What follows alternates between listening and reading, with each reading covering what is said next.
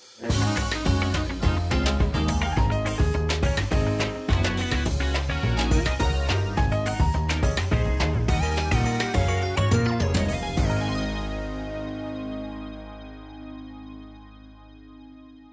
and welcome to The Spark. I'm Matt, and by the grace of the Nashville Public Library, I'm here to talk about the creative process and the joy of appreciating the creations of others. Thankfully, I'm not going to do it alone. Joining me today is a painter, illustrator, and graphic designer whose art show Family Mythologies is on view at Elephant Gallery in North Nashville until December 20th. It's Blythe Colvin. Hi. Hi. Thanks for having me. Yeah, thanks for coming. Yeah, this is fun. It's nice to formally sit down with you. You're always good at facilitating interesting conversations, Thank so you. I'm excited to do it more. So, we're a couple days out from the show opening at time of recording. Correct. How does that feel? It feels good. I think I feel a lot better this week than I felt last week pre-install when all of the works were sitting in my house ready to be viewed, but not quite on their stage yet. So I went and visited the install this morning, just made sure to spend a little bit of time with it as it has new life on the gallery walls rather than just creating them within my studio. And yeah, like I said, it just presents everything in a new light. So I'm feeling very excited, especially as of today. Is it typical that you wouldn't take part in the install at all? You just sort of pass them over to the gallery? Well, that's funny that you ask because I took on a lot more stress of install for this show, I think, than I should have anticipated. I used to work at a gallery, and so for me, install day was a very stressful get up and get to the gallery as early as you can, make sure that the artists are pleased with how everything is laid out, and kind of get to doing physical labor of painting walls and patching holes, etc. But this time, since I'm just showing, I didn't really anticipate it to be as easy as it was. So I just brought the works to the gallery director, and he laid it out with me and made sure that I felt good about everything and felt confident about the flow and kind of the story of the show as you are walking into the gallery and walking through the gallery and then walking out of the gallery. And he made it really, really easy.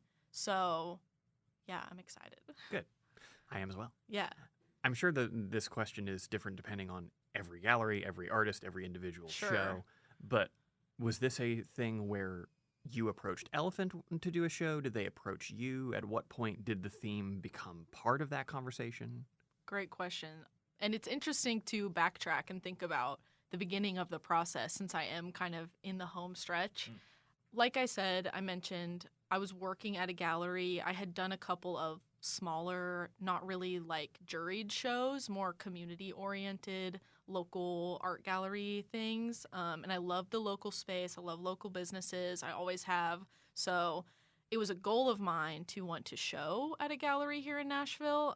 I've lived here for, hard to say, almost 10 years now, feeling like almost a native. So I approached Alex at Elephant Gallery, and I didn't really approach him with the expectation of having a show or having a solo show whatsoever. I had just made a series of 3 artworks that I kind of felt had a narrative around them. 2 of those artworks will be in the show because it ended up fitting the broader narrative and theme, which I'll get to. But I really just felt like I was at a place where I didn't work at the gallery anymore. I was making a lot of art and consuming a lot of art and thinking that I could kind of like go up to bat with other local artists. I felt like I was like good enough or confident enough. So I emailed him and I just sent him some works in progress of what the small 3-part series was. And he was very receptive. He was very interested in them, which kind of boosted my confidence a little bit. And he told me I would love to swing by your studio, which is in my home, so it's not very formal. So I kind of just like had him over and talked about these pieces with him a little bit. And he offered up the creation of the show and kind of giving me that pathway to explore a variety of themes. He told me that he wanted to see more work from me, which was exciting, and that he wanted to see a theme kind of come out of all of the broader things that I was working on. So a lot of the work that I had done that weren't necessarily related to that 3-part series that I mentioned had to do with family ties and identity and growing up and nostalgia and things like that. So that was a pretty natural evolution, but very thankful that Alex saw that spark within me and wanted to give me the opportunity to follow that path for this solo show, which is Elephant Gallery. It's kind of their MO to show outsider art, quote unquote, or brute art, or people that are just less in like the academic gallery space. Gotcha. Can you speak on brute art? Brute art is the term, as far as I understand it, kind of the loose term for outsider art. And it's just art that I guess is less trained, in my understanding. You're not entrenched in sort of the typical gallery spaces or art spaces as of yet. Exactly. And I had worked, the gallery that I worked at was amazing and ambitious and wanted to be closer to what like a blue chip gallery is, which are very minimalist, very upper echelon galleries. Think Gagosian or David Zwirner, those kind of things. Those are bigger names in the art world, which I totally respect and I love. And they have really high level, high money clients. But I just as an artist and a consumer, I appreciate folk art and more like bluegrass type themes, I would say. So I gravitated toward him and his gallery for that reason. Makes sense. So talking about how, and we'll get deeper into this, the theme of the show is obviously family mythologies. You grew up in a very, very artsy household.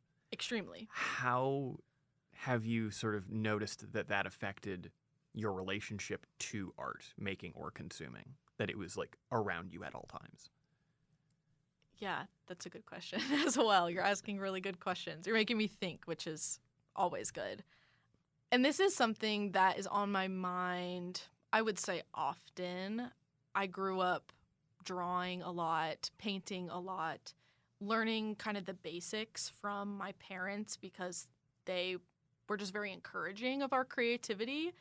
So I would say I personally am long-term, yes, very like trained in art.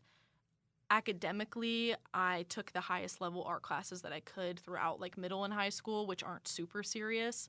But then in school, I also studied graphic design and I would take classes like painting classes and things like that where I just really did not like the curriculum. I kind of felt like I didn't have the desire to learn how to do an underpainting or learn about things like that, even though it's very important.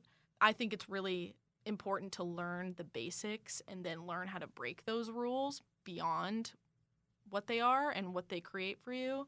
So I have a really highly trained background, but all of the stuff that I gravitate towards is more of the like less trained artists. So I kind of try to harness that like childlike spirit or kind of the conception of my art making as I move into the future. Like I am always wanting to go back to doodling and what I would draw as a kid and making things very like playful, which I'm not sure entirely if that answers your question directly. No, I think so.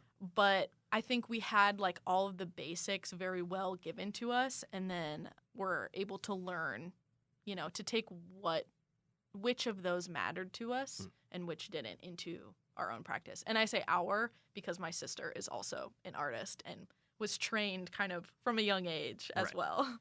No, and it sounds like in terms of you talking about training and like having been trained being important, that's a like cultivation of skills rather than being consumed with theory, if that makes sense. Yeah, I would agree. I think that all of that theory, color theory, learning how to mix paints, everything is extremely beneficial and everyone should learn it or at least be accepting of it in the beginning of their practice. But I don't think that what you have learned is the end all be all of your practice. So I'm always kind of trying to take those basics and break away from them while still appreciating them and finding them endearing. Yeah, and if you've internalized them, then that sort of allows whatever is going to come out of you to come out in a way that is more cultivated without you having to think about it. Correct. And then it just makes the emotion behind everything very authentic. You're not just improvising based on what you think you should be doing. I like to think about it in the context of music as well, because I am a huge music appreciator and listen to a lot of like jazz and funk and older stuff and newer stuff. And I think you can always tell the best musicians are the ones that grew up like playing in church or like playing in their basement and just like kind of grinding the basics into their brains, and then they get to live freely, creatively beyond that. That's something I've talked with a friend of mine who's an excellent cartoonist named Chris Schweitzer, how he doesn't really, in like his graphic novels or comics, doesn't really try to stick to any kind of act structure, because like once you internalize enough stories, then you know how a given story should flow, especially if it's yours. Totally. Yeah. And just letting that, like, I think the word flow keeps coming back to mind because that is very important in the way that you can, like, kind of feed yourself or fill your own cup up, to kind of use a cliche phrase, and then eventually it will overflow. Maybe it's not as simple as that, but down to a basic. That's how I kind of like to think about it. So you mentioned both your parents are graphic designers. You were like, your major was graphic design. Do you feel a designerly influence on your fine art, or is the fine art sort of in opposition to that part of your skill set? I think when I was growing up, I always kind of saw them as two different worlds in a positive light. I thought they had very different structures to them as a practice, and the kind of people that gravitated towards one or the other were very different. My stereotype in my head of graphic designers is you read the brief, you're very detail oriented, you're very like rule driven. Whereas I see in my head the stereotype of fine artists as being a little bit more eccentric, a little bit more spontaneous, a little bit quirkier. And I don't know when it started happening. It was many, many years after I left school that I started kind of viewing them as able to work together or like work in tandem. Because when I graduated, I was going into graphic design, and like I mentioned, I really disliked my painting classes, and I didn't see myself as wanting to make fine art.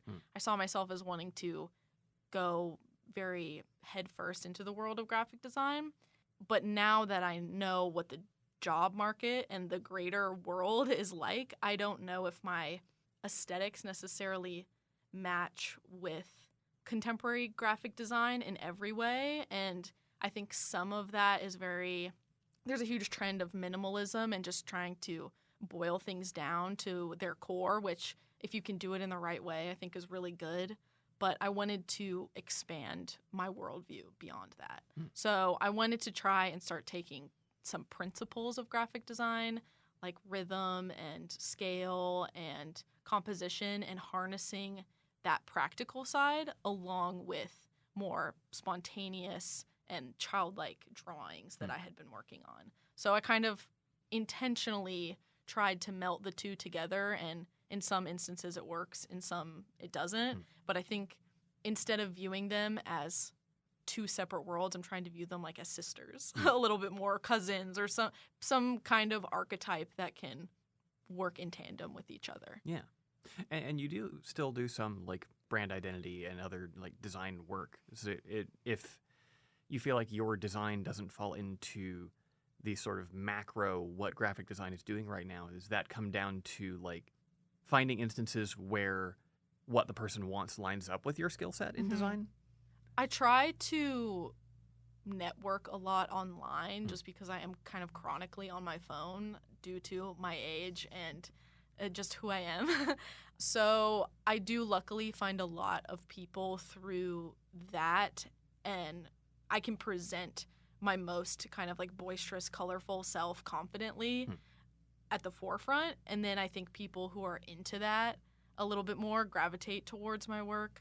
And I've done some more minimal brand identities too. I think you can still be creative with minimalism, definitely. But it is always much nicer to work with a client who is a little bit more open-ended or just a little bit more empathetic and playful.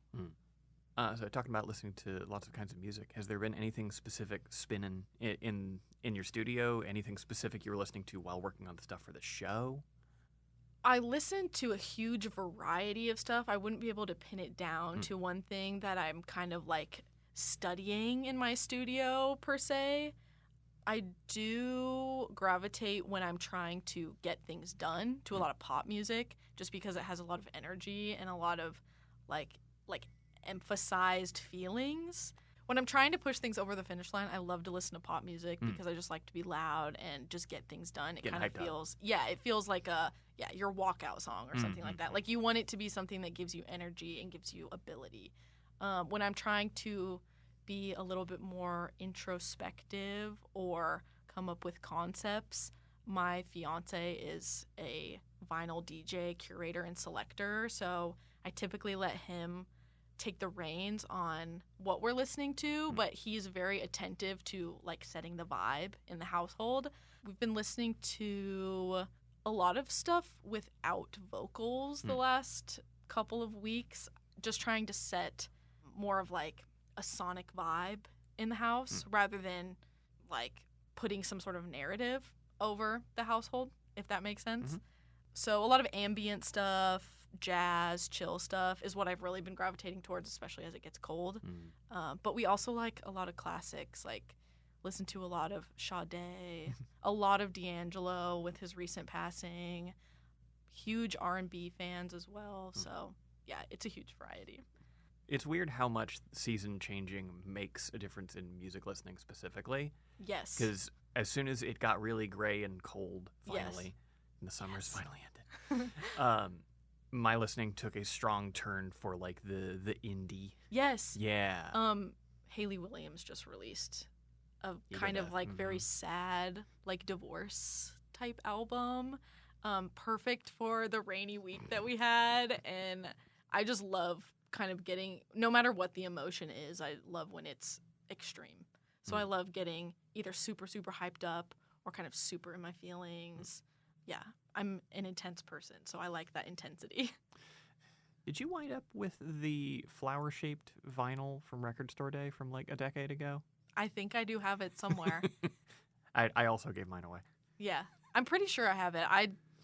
The amount of boxes of stored vinyl That's true. that we As have I in asked our that, household is kind of berserk. But yeah, she's always going to be somebody that's like super inspiring to me.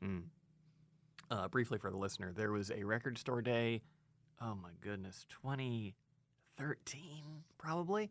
Yeah, like forever ago. A long time ago. At Grimey's, or Old Grimey's location. Old Grimey's on 8th? Yes. Where Paramore, in the lead up to or around the time of the release of the eponymous album, Paramore, did a Record Store Day show, the little acoustic set, just the three members at the time. Iconic. And there was a exclusive to Record Store Day flower-shaped pink vinyl that I think just had the ukulele tracks? Yeah, it was all of the interludes from that album. And that album was my favorite at the time. I was so geeked when Kate gave it to me. I was like, wow, dream come true. I think I remain an After Laughter man. That's a good album. I can't pick and choose, but I do love them all. I'm never angry when anything Paramore comes out. Yeah. Nashville royalty. Truly. So you talked about being in a period where you were both making and consuming a lot of art. How do you typically consume other people's art? Is that a lot of like looking through people's portfolio sites and Instagrams? Is that galleries? Like I mentioned, I'm chronically online. So there's been a huge push for people to share their art on like Instagram Reels and stuff like that, which is always fun to see. I don't know if it's always like the best, but it's very accessible, which I think like accessible inspiration for me, it's just going to push me to the edge of wanting to like, if I see somebody else is sitting around making something when I'm just on my phone, I'm like, oh, I got to get up and make something. Like no matter the level of art, that is very inspiring to me.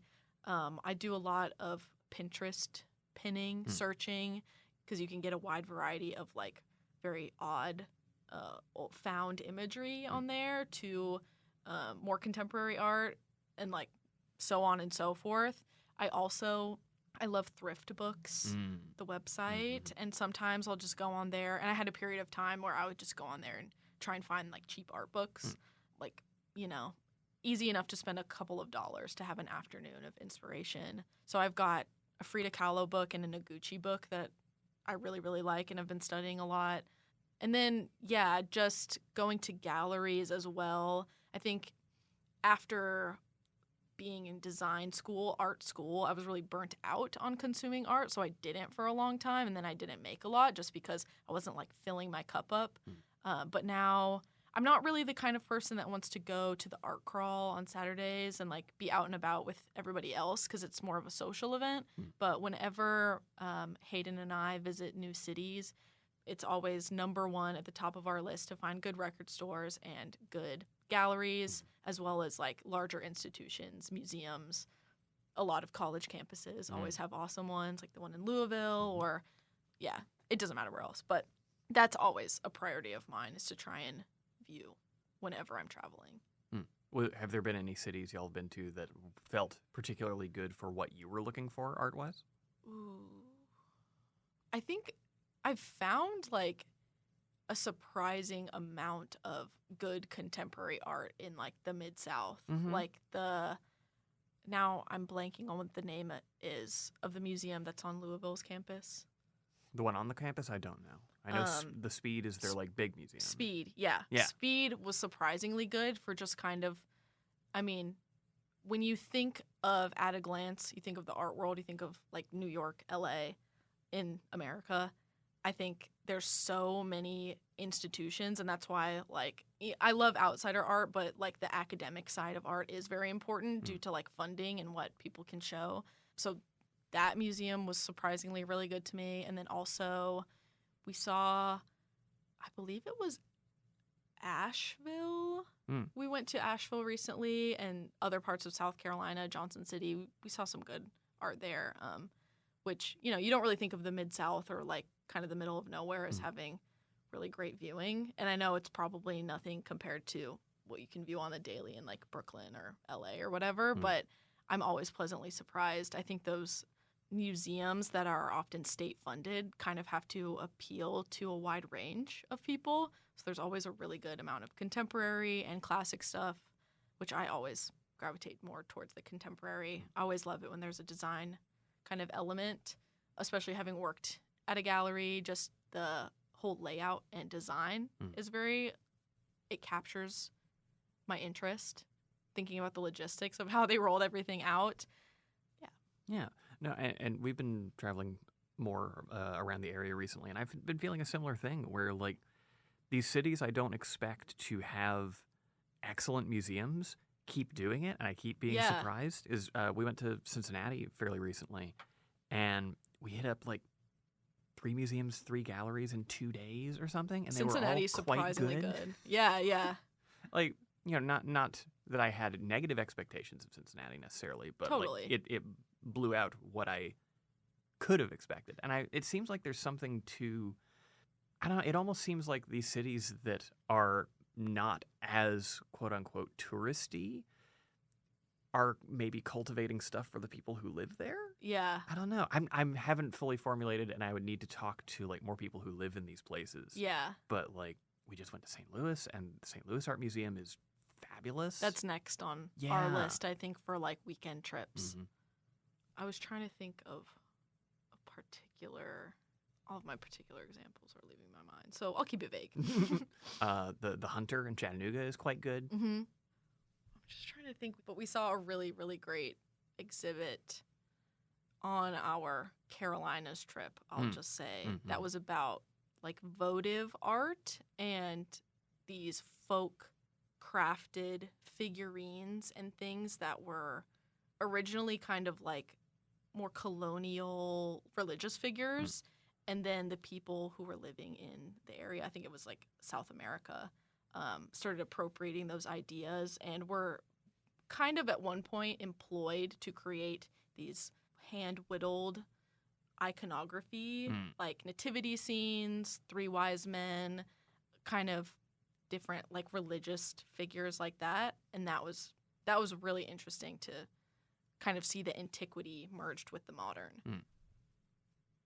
So you mentioned having sort of the gallery site now, having worked in galleries when you go into them.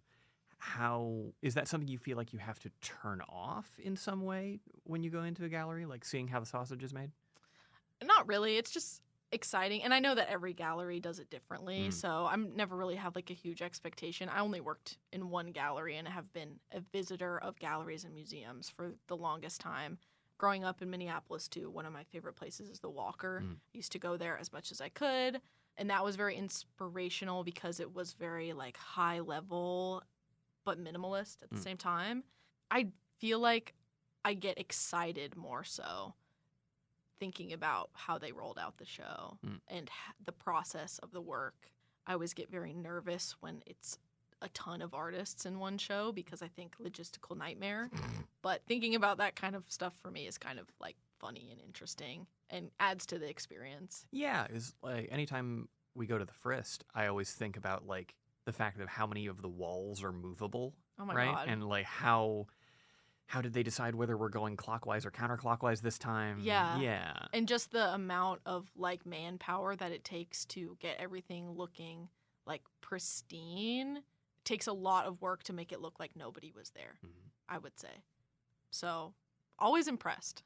It's an amazing space. Like I feel like Nashville has its name on the map definitely for a multitude of things now, but knowing that we're a city that uplifts art and has a really, really good space and a beautiful historical building at that for an institution of artworks, like with a wide variety of shows too.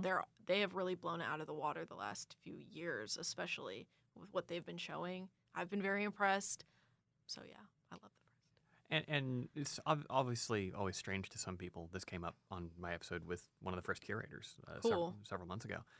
How it's weird that they don't have a permanent collection. They're technically not a museum in that sense. But for the folks who live here, it's pretty great that there's new stuff all the time. Yeah, and the branding is amazing. The branding was done by a studio in New York that I really admire called Pentagram. And so whenever I'm visiting an institution, if there's something like that that pushes it over the edge from being just a place to display the art to really empowering the community through like a strong identity is very fascinating to me. And they really stuck with like the true Art Deco core of the Frist, kept it contemporary. They kind of hit all the marks. So one of the other instances where your art can be seen in town is Soho House. Correct. You made, what, 40 pieces for them or something? I think it was closer to 20-something. There was an acquisition of multiple pieces for the common spaces, some of which are displayed, some of which were allegedly sent to a location in New York. One of the other Soho houses. One of the other of the network, Soho Homes. My work made this Soho House a Soho Home. So some of them I don't really know where they're at, but they were acquired by Soho House Nashville or Soho House as a greater entity. But then I was, in addition to those acquisitions that I had already created, the curator had me create, I think it was 20 commissions for the bedrooms, and they were smaller. So, and they were all very, very similar. So they all had a similar theme, a similar style, were pretty easy to knock out overall, but a really cool opportunity because at that point I had not done a ton of commissions, and I definitely had not done one at that scale. Yeah, and that's what I was wondering was how you approach that scale, like how you fall into a rhythm with that many different pieces. Luckily, they wanted them to be all very similar at that point, which I think the work that I create currently has some hints of still lives, but it has evolved a little bit beyond still lives. At that point in time, I was really, really locked in on doing still lives. We had just kind of come off of the pandemic, and I had a really strong sense of my domestic life where I was at that point, just because I was home all the time, as we were. So they wanted still lives that had kind of that whimsical illustration doodly type feel to them. Mm. So she just kind of gave me the sizes, the amount that they needed, and the deadline, and then was like, I trust you and go for it, which is a little scary. I think depending on the kind of person that you are, that's really empowering or very daunting. Oh, yeah. So I just kind of chose to look at it as if I was like managing a design project and went from the deadline and kind of worked backwards and threw together some really fun, whimsical still lives. So back to the Elephant Gallery show, back to Family Mythologies. How did that theme start to manifest? I was very intrigued by this idea of somebody from our familial past named Roxania. We only have like one photo of her. She's very mysterious. I've been calling her the mysterious matriarch. We do not know much about her aside from this one photo and a little bit of information that's online.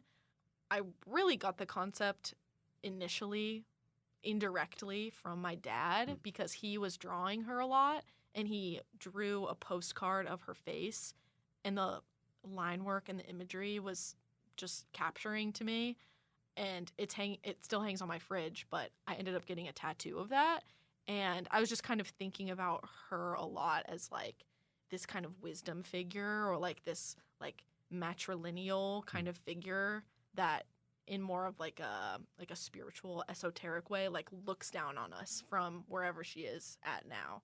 And I kind of wanted to start exploring more of those archetypes and whether or not they existed within our family knowledge or not. So started looking at a lot of old family photos and kind of trying to learn about people in those photos and who they were, whether or not what we knew about them was entirely true. And the truth at that point didn't necessarily matter to me. We had an idea that Roxania was potentially the daughter of a medicine man. So that's just kind of like an intriguing concept that I didn't even really explore that concept directly, but just had me thinking about her quite a bit. Who is she like? What would she be like if I knew her now? And then that trickled into other family members. Like my grandmother on both my mom and my dad's side, I'm the youngest of the youngest, so didn't know her too well. I only really know either of them through super limited interaction and family stories. So once again with them, I started like drawing them and just thinking about them, thinking about who would they be under like modern context? Who would I be under, you know, the context of when they were born as like a person, as a woman? Where would I fall? So I kind of just started thinking about the archetypes of our lives, where we fall, where we're going, where we come from, who we become in like a very vague way, but then trying to apply that to limited anecdotes and almost like funny family phrases or stories that go about our household. Yeah. Has that altered your relationship with the idea of your family, do you think? Or has it just like sort of actualized what was already there? I think actualizing is a good way of putting it because it is just limited to what we know and what we remember. Like not none of them, I won't say they're untrue, but a lot of stories or family anecdotes that we have, they've been kind of through like generations of like sifting, if that makes sense. We have details that matter and details that don't. We potentially know that my mom had like a great uncle or something similar who was a Texas Ranger. So you start to think of the Texas Rangers and their story throughout like American history and their intensity, cool outfits. I started reading a lot of Wikipedia pages of like time periods and places that I could kind of connect me or my family to in like a really, really vague way. But I did kind of want to dive into like just a very like broad understanding of where they came from without getting kind of the whole point of the show was that I wasn't letting myself get caught up in details Mm. because they're just paintings. They're not truth. They're not untruth. They're just kind of like an avenue of exploration. Yeah, and there are people, these are paintings about people that you're never going to meet or meet again. Yeah. Right? So, like, what you take from their stories is perhaps more important at Correct. this And point. ultimately, our identities and things like that are like what drive us, but we think of ourselves in the context of like everyone who has come before us. And also kind of like in future generations, like if you want kids or whatever, or you have kids or you have like smaller cousins, you just kind of think where it's like a tale as old as time. Think about where your family name has come from and where it's going to drive the next generations. I was going to say, in terms of like moving forward, has this at all informed sort of how you want to affect the people around you? Like thinking about these other people's legacy, does that Yeah. inform what you want to be? That's a really good question.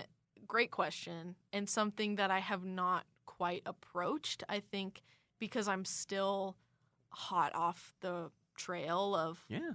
creating the artwork. And I do feel like I always have a different perspective of what my concept was and what I was thinking of while making the artwork. And I think it was a great place for me to start that conversation within myself. The show really does feel like you're walking into a conversation that I've been having with myself for the last year or so. So whether or not those concepts come across clearly or not, I don't necessarily know if that matters. Because once again, it's all about the viewer. And I want people to think about their own context, where they come from, how they affect others. And I think with me just internalizing and finishing the work and going beyond the work, absolutely, it's going to affect my output, I guess. And in terms of like a viewer looking at stuff, the idea that like you're not necessarily going to walk away with a conclusion that you, the artist, are trying to give the viewer. Like Correct. they're bringing themselves to it. Right? Correct. This is a conversation I was having with a friend about Hayley Williams recently, where I feel like she is a master of unresolved emotion, where like so many of her songs are about things that are ongoing, things that are unresolved, and yet the songs don't feel unresolved, right? They feel like a clear snapshot of that feeling. Yeah, and I love the idea of creative windows kind of being a vignette of someone's life. Like, whether from my painting show, you take like direct concepts of familial ties, or like whether or not you like take lessons from that, and if they're literal, like that doesn't mean as much to me, is that the pieces are literal. That's why I appreciate that I was able to go beyond like graphic design for something like this and go beyond quote unquote like truth or visual truth. I wanted them to just feel like they're capturing a moment, much like correct songs capture more of a moment and maybe they're musically resolved. They kind of linger within your psyche and create your world view based on what you're consuming. Yeah. They take you into thinking about your life or your transformation or your output in many different ways. So do you associate graphic design with sort of more concrete truth? I think I do, which maybe now, since it's such a saturated market, that isn't as important or not. I know when advertising kind of became like this huge industry, you know, the like golden age of advertising, I think there was a sense of truth, whether or not that truth was like moral or correct or it's not. Constructed, right? Correct. Yeah. It's a constructed truth. You want to buy something, you should buy something. And then as we go on, we learn that some of those things that we thought were so good for us or what we wanted so deeply were like cigarettes. They were like the most advertised thing ever, and now we know how horrible they are for us. So I think the sense of truth within graphic design is like dissolving a little bit. But in my own practice, art has been a way for me to get away from the more work, like disciplined oriented side of things.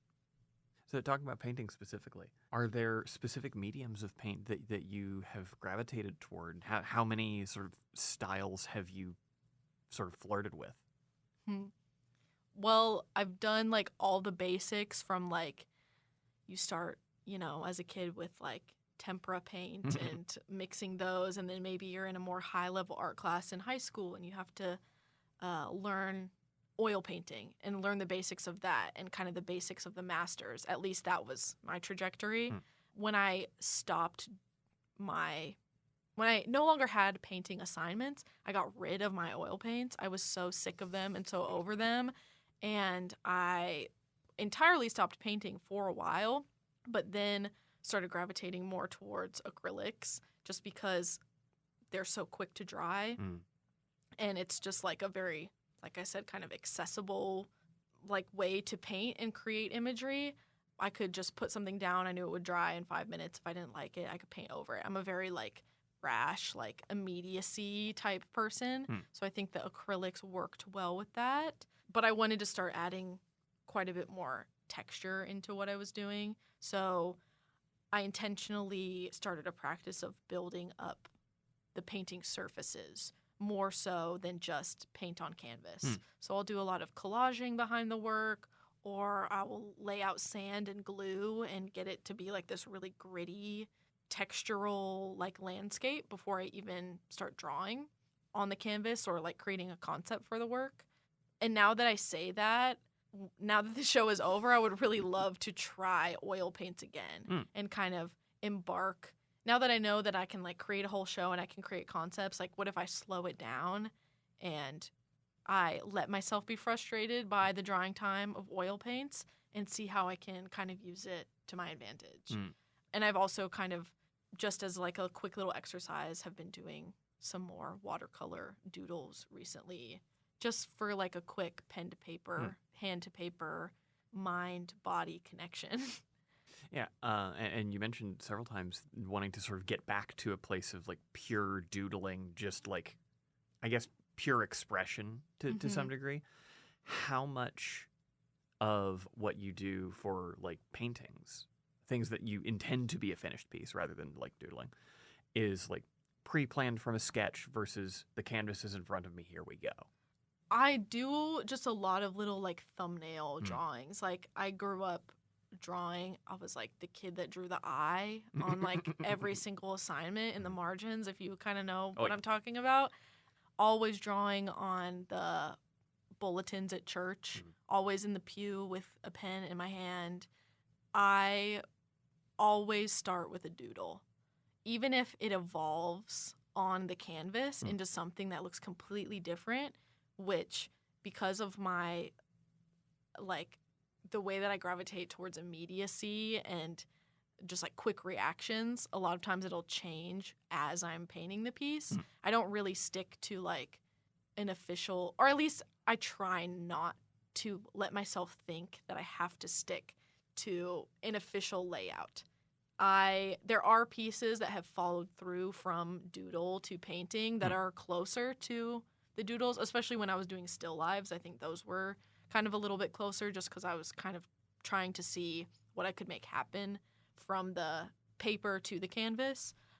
And recently I've been letting myself out of color outside the lines, so to speak. And I've been incorporating some more oil pastel. So there have been times where I've totally finished the piece as it looks as the doodle, but then I want to add some more life to it. So then I'll go in and try and just like give it some more spark. How do you know when to stop? Because this is the thing I think about with painting, and that I've heard from people about paintings, is that like it seems very easy to add too much, right? It's so easy to overwork a painting. Yeah. We used to always get so frustrated with my dad when he would paint, because he would paint something that us as the viewer or as just the other people living around the artwork were like, that's awesome. Like, that's not a concept I had. You got it onto the canvas. It looks gorgeous. Just say it's done. But now that I have been prepping for the show where I know people are going to see the work, I've had to catch myself from overworking things, because I do think, because we have this very like, I mean, I work hourly. We have this very capitalistic idea that the more hours you put into something, therefore the more like financially worthy you are or the piece is, etc. So I've been trying to actively take a step back from finishing the work or just letting it look. I would rather work at this point look and feel more unfinished and more spirit filled rather than feel like I squeezed all the life out of it. So that's an everyday battle. It's interesting because for me, it works the opposite way, where my productivity gremlin brain is the faster I get this thing done, the more efficient it is. Yeah. Okay. Right? Yeah. I totally hear that perspective as well. Like, you don't want to, if you were making it for a client or whatever, you wouldn't want to waste their money or waste their time. It is such a fine balance between like looking at the piece, how you feel about the piece, what, if you are making something for a client, what their stipulations are and what boxes you have to check for a piece or for a design brief or whatever. Yeah, that's an answer that I don't have because it's like, I feel like it's different for every piece and it's different for every person. Yeah, and this is a concept that I haven't really thought about for many episodes since I talked to someone on here last about it, but the idea that creativity is a relationship with yourself. And so, hardest relationship you'll ever have. Yeah, and like how that means you have to listen. Yeah. Both to the self that is making and the self that appears in the made thing. And I also studied a bit of photography in school. I feel so bad because I am probably misquoting phrases and things throughout this whole podcast. But like I said, I'm not somebody who necessarily seeks the truth, more so the feeling and like what you can glean from something. So I've heard a phrase quite a bit. I think it's very popular in the photography world. It's like you're making 3 pieces whenever you're taking a photograph, or you can sub in making a painting or whatever, making a piece. You're making 3 pieces. One is the photo, and I'll talk about it in the context of photography. Taking 3 photos. One is the photo you want to make, the vision that's in your head. The second is the photo you think you're making, because especially if you're using film or you're looking at the viewfinder, you're going to be seeing what isn't necessarily on the film yet. And then the third is the photo that you actually make. The piece that the outcome is ultimately never going to look exactly like what you have in your head or exactly what you think you're doing in the moment. But being able to be open with yourself and have that conversation with yourself, which, like I said, is the hardest, probably like the hardest conversations you're ever going to have are internally. Yeah. Just keeping that in mind, that there is like room for human error and that those expectations are always shifting, are things that I keep in mind in order to keep myself going. Sometimes you just have to finish a piece and move on to the next because it's never going to be what you wanted. Sometimes you're pleasantly surprised, but it is like a difficult, and I think it should be a difficult process for everything that you make. Yeah, and trying things is hard, but so important, unfortunately. Yeah. I think all the time about, there are these things that people say to you that they probably don't remember saying and that you think about every week. Yeah. And my best friend in high school, a guy named Charles, we were in band together, both school band and like our garage crappy rock band, writing songs together, mostly separately. And as a result, the first time I told him that I wrote a song and didn't like it, he said, "Good, you finally started writing enough Yes. that you don't like something you made." Yes. And it's that, like, that thing where you have to, like, know all of the rules and, like, abide by all the rules to the point where you're like, I'm going to burst. Like, if I have to follow the rules and that means writing a song that I don't like, I've gotten to the point where I can advance. If you've made, like, enough pieces where you get to the point where you hate everything that you're painting, it probably means that there's room to advance or switch up or change or experiment. Yeah. And it's like a ladder that you're constantly climbing. You're feeling growing pains in your process. In the best way possible. Yeah, and that's why I really like the fact that you sort of recognized that you might like go off and try oils again. Yeah. Now is the idea that would be a process. Right? Yeah. A new process to embark on and try. Yeah. Is I've been in a strongly, how do I like the process? How do I make myself enjoy the process? Yeah. Is something someone on the internet said recently that's been living in my brain. Yeah. Is the idea that you don't write a book to have a book. You write a book to have written a book for that experience and exploration. And like, definitely. My brain said, but that's not why I do it. I want the thing to exist. I want the end result to be in the world. Yeah. And there's nothing wrong with that. But I think like, again, I mentioned like kind of the saturation of like everything on the internet. Like everyone is doing everything. I think there's a lot of people who see that are like, oh, I see the result of somebody's efforts in being a cool musician. So therefore I want to be a cool musician. But if you don't enjoy the process of collaborating and creating music with these people, you're not ever going to get like a result that's favorable. And I say that from experience because I was in bands in high school and I was like, I love music, I love bands, I love the idea of performing. I actually hated the days where I had to get on stage and perform. I hated the days where I had to sit down and write songs. And that's how you ultimately know that like something isn't for you. Like if you start engaging with the process and it's just not like what is, to be cliche again, filling up your cup. Yeah. Like you're never going to get anything favorable from that. Yeah, follow the fun, follow the fulfillment. Yeah. And sometimes that fun and fulfillment does include like really sucking at doing something initially. Oh, yeah. So yeah, I'm ready to start sucking at oil paints again. Well, thanks so much for coming on. Yeah, thank you for having me. This was fun. And of course, go check out Blythe's show at Elephant Gallery. It will be open now by the time you're hearing this episode through December 20th. Yeah. And you should come and view it. Yeah, support local art scenes because we have a lot of good art scene here.